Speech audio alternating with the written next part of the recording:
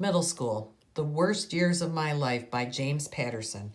Chapter 23 and 24. What's the point anyway? Operation Rafe score sheet. Rules broken 23, rules to go 89, points 340,000 points. Lives remaining? Ooh, he's down to 2 lives.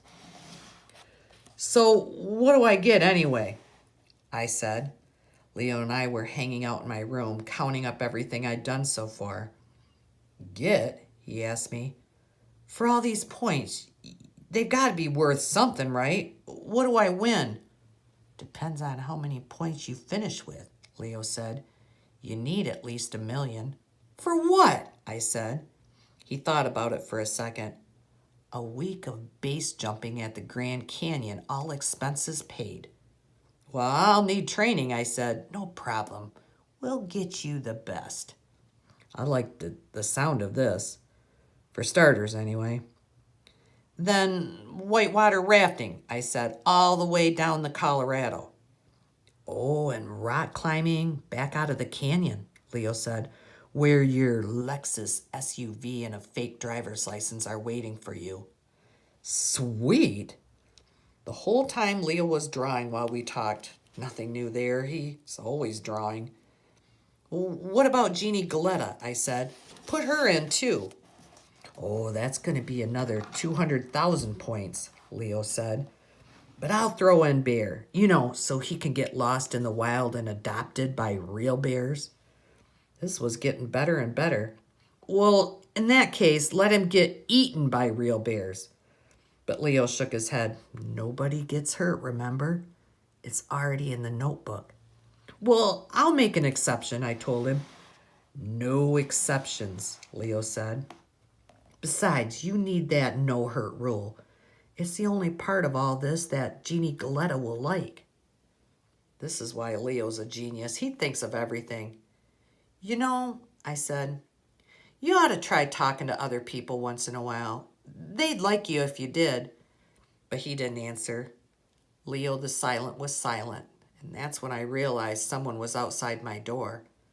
Rafe, are you in there? It was Mom. Just a second, I yelled. Leo did his disappearing act, and I threw my notebook into the drawer just as Mom opened the door anyway. One look at her face, and I could tell I was in big trouble. No, not in a second, Mom said. We need to talk right now. Chapter 24. I'll take the dragon lady over the bear any day. When I came into the living room, Mom was standing there looking mad, just like I expected. But Bear was there too, awake and sitting up. Not accepted. What's up? I said, playing it cool for now. Did you have detention today? Mom said. Uh-oh, busted.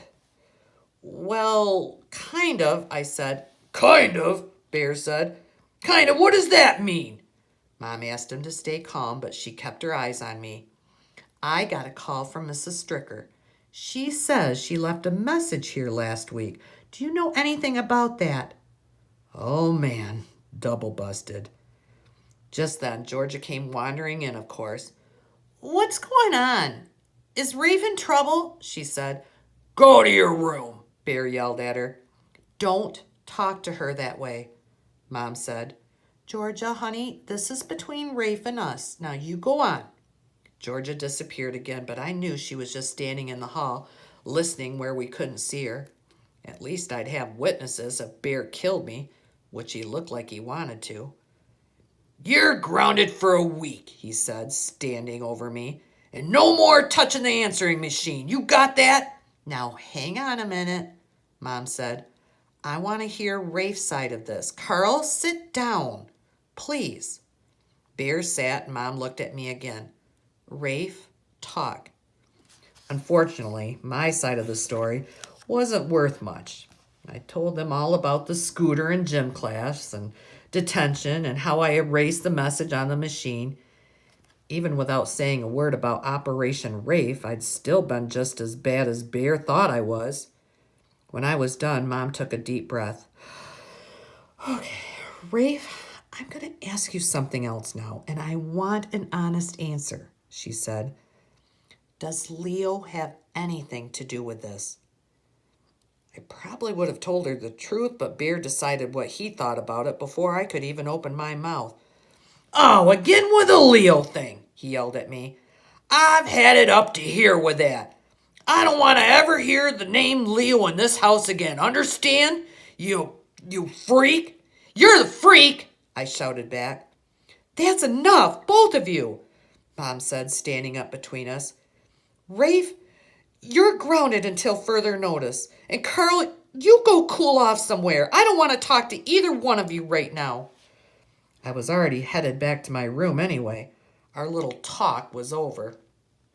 I found Georgia in the hall. No surprise, but I didn't bust her.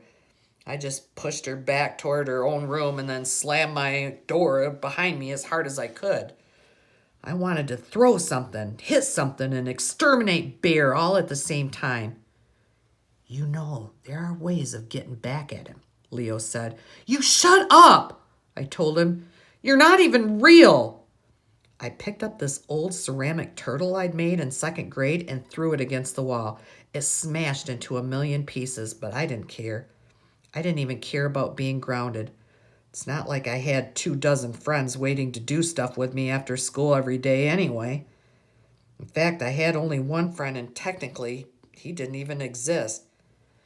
I'm just saying, Leo told me. I know a way you could get revenge on Bear and maybe even earn some points at the same time, if you're interested.